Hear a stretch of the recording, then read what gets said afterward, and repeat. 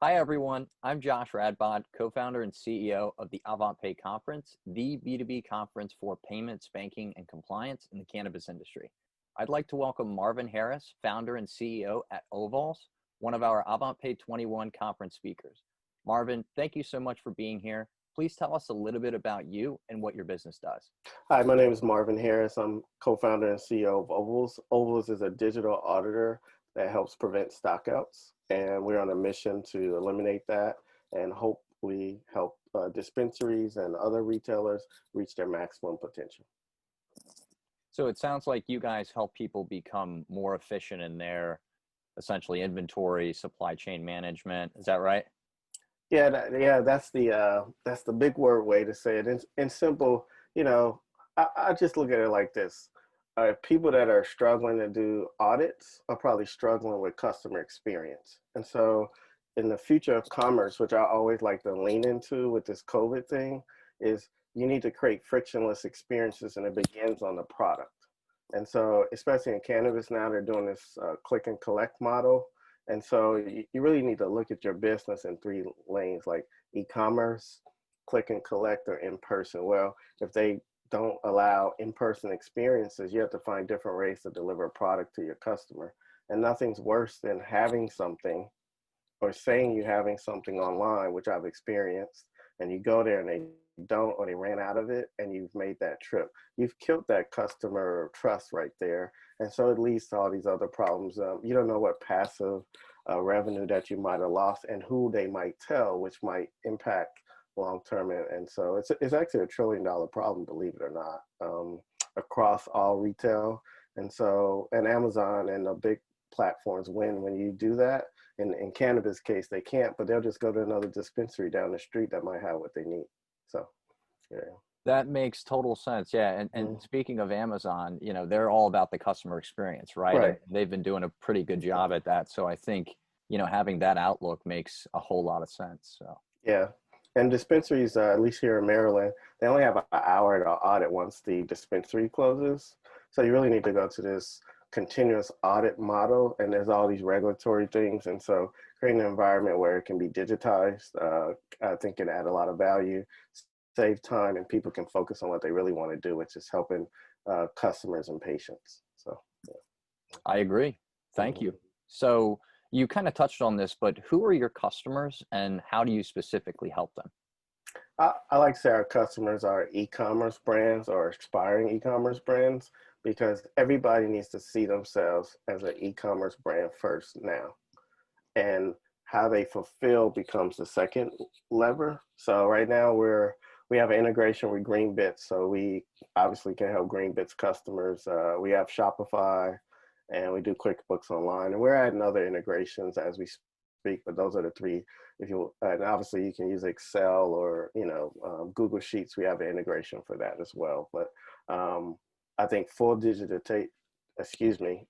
digitizing the process takes that pull and pull. And that's actually a big problem in cannabis, where you don't have a lot of integrations, and it really creates a lot of labor intensive activities like clipboard counting, a lot of spreadsheet activity, and then you spend a lot of time chasing manual errors. And that's really what we're trying to help people prevent. So, yeah. That's fantastic. I did not know that you had those integrations. Those are pretty good. That's Oh, amazing. well, thank you. I like to give a shout out to Herbify, which is one of the dispensaries in Silver Spring. And so they were one of our beta testers, and they were instrumental in helping us work with Greenbits and build it out. Love to demo it for you one time if you're available, and you can see it in action, so. Yeah. Would love to. Let's definitely do that. So so we're gonna shift focus here and talk a little bit about the conference. So what are you most Sure. excited for about Avantpay 21 next year? Oh, wow, a lot of things. I always like to take a learning and experiment approach. So I'm excited to hear stories about people's challenges, the future, with the new administration coming in. I'm curious how that might impact legalization. I know we just had 5 states go legal with adult use. And so I'm excited about the future. I learned from somebody in Canada. Did you know Shopify works with cannabis companies in Canada? and people use Shopify instead of some of the other tools. Yep. So I'm excited about the possibilities of what the industry can become, and because it's really a supply chain, right? And I feel like people can't fully maximize their potential until they can do all the things every other business can do. So I'm excited to see how that unfolds. So Certainly, you, me, and a lot of people in the industry are definitely yeah, so interested to see how it all shakes out, yeah, especially after the new year. So that's amazing. Yep, and we're excited to bring that content to you and bring all the leaders like you to the event. So we kind of touched on this, but who would you like to meet at Avantpay 21 and why? I, I'd like so twofold. I like to always meet potential integration partners, people's platforms that might help solve a problem for the audience we serve.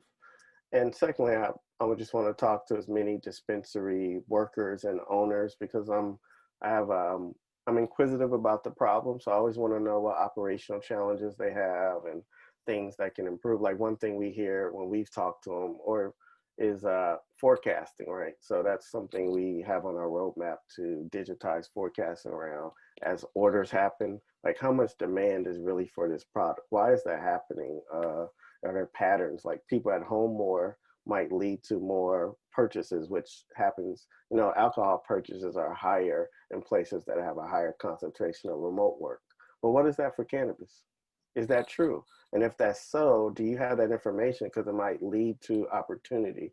So I'm interested in hearing stories around that. So Certainly, that data definitely could influence some decisions that could help yeah. the business. That's fantastic. So, Marvin, I'll ask you this. This is a question that everybody likes. What is one fact about you that would surprise everyone?